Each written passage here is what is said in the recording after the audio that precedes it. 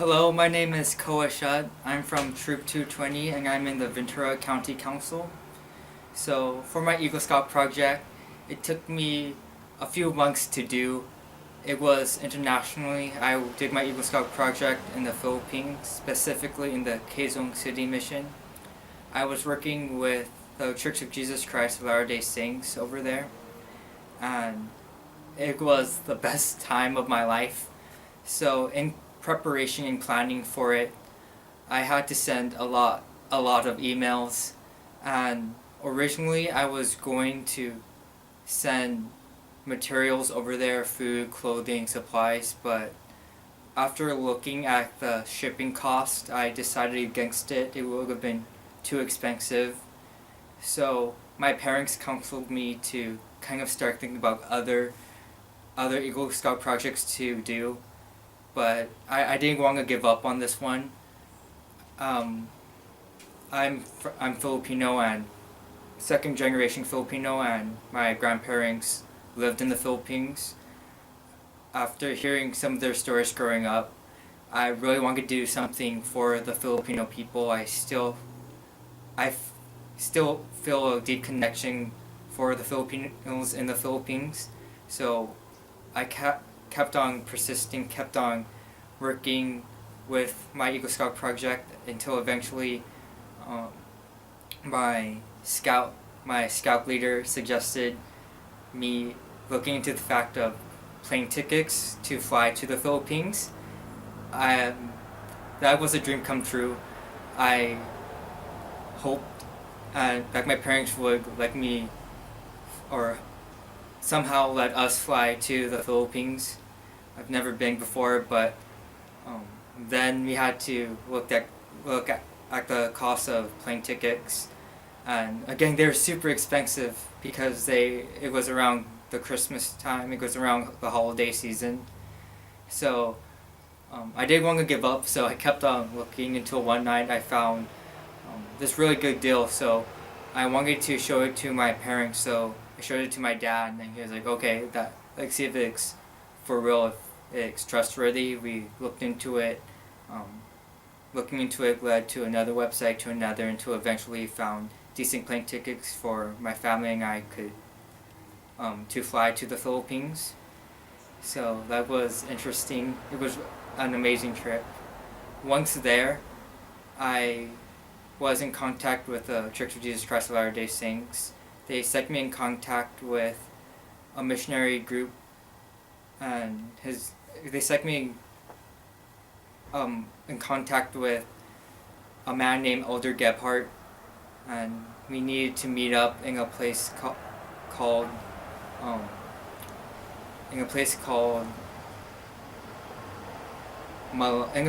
Malaya, and interestingly, Malaya is Tagalog for freedom. So from my hotel in Makati City, we drove to Malaya, and after going there and finding him in a machinery shop, we talked, and before going to the Philippines, I raised money to help in the donation of money and clothing and toiletries to bring to the Philippines. So in addition, I brought clothing with me on this trip and also money. And with that money, I was able to help him buy supplies to a family who lost their home in an electrical fire. And I was able to actually meet the family. We drove to the place where their house was, and I saw the ashes and the kind of ruins of their old house, and I met her face to face, and I basically told her about how sorry I was that she lost her house and how I wanted to help her. She spoke some English, but I could tell that she understood me, and I basically told her that, hey, this project wouldn't have been possible if it wouldn't be for people in the United States, that even though they have haven't met her, they still cared for her, and I just wanted to bring that message to her. And yeah, I'll never forget the look on her face. It was that of assurance and hope in the face of uncertainty. There, her home was a shack, and it was everything that she had getting burned down. But I, she just had a hope that it'll be okay, and that really stuck with me. And then, after talking to her, Elder Gebhardt and I drove to another city that was close by to help with another man who had a leaky roof. Um, Leaky roof probably doesn't seem like a big deal in the United States, but in the Philippines, where it rains constantly, and where you have dirt floors, everything gets muddy and wet. So, um, I went there with Elder Gebhardt and we measured the um, dimensions for his new roof, and yeah, that was really cool because in that village we ran into the little Filipino kids. They tried speaking Tagalog to me, but I couldn't understand them. Um, until I told them like, oh, I'm from America. I'm sorry, I don't speak Tagalog.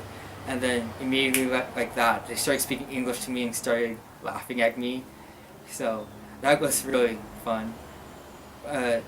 Then walking out of that village, I came across this little boy about 4 or 5 years old, and the one thing that I do remember about him is that he had a gash right around his cheek, and my heart just kind of went out to him.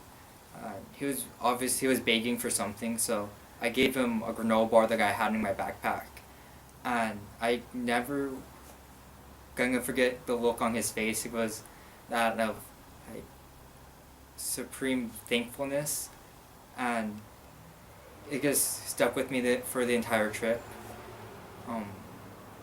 And then after that village, we drove to another village called Sampaloc, where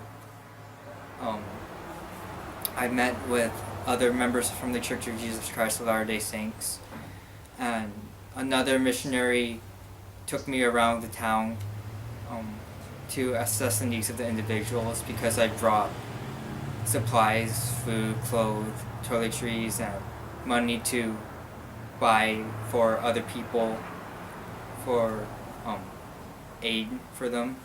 So I drove around with him and I met a lot of people living in the most humble circumstances over there, and we eventually came back to a church where it was me, the missionaries, and some people from the church there, and we sat in council and we wrote up on the chalkboard that they had there the families that were in need the most. And after identifying at least 20 families, we got together and I led in the making of care aid packages called balikbayan. Balikbayan means to return home. It's common tradition and custom in the Philippines to send the balikbayan box filled with food and simple necessities to the Philippines during Christmas time. And it was around Christmas time where I was doing my Eagle Scout project, and so I showed people how to make the box or care packages, and I led in that way in organizing the balikbayan packages. We made about 20 to give out, and we distributed it to the people in the Philippines, and I couldn't stay for more care packages. We had a ton of money left over, so I delegated Elder Gebhardt to buy as needed for the people there, and then I left for my hotel in Makati City, and that was my Eagle Scout project there. After arriving home to America, and after doing my project in the Philippines, I had a different view of life as an American and as an American Boy Scout. When I was there, I saw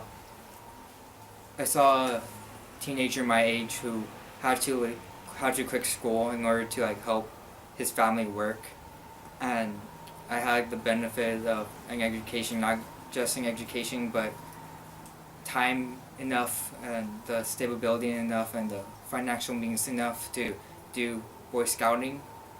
And after just coming home and reflecting on my experience, I kind of gained a greater appreciation for what I had, for me as a high schooler and as a just American citizen. That it kind of motivated me to use what I had and to use the many opportunities available to me to give back to other people. And that's kind of what I got out of my Eagle Scout project. It was a really incredible experience and one of the highlights of my life. Yeah, thank you for listening. Maraming salamat.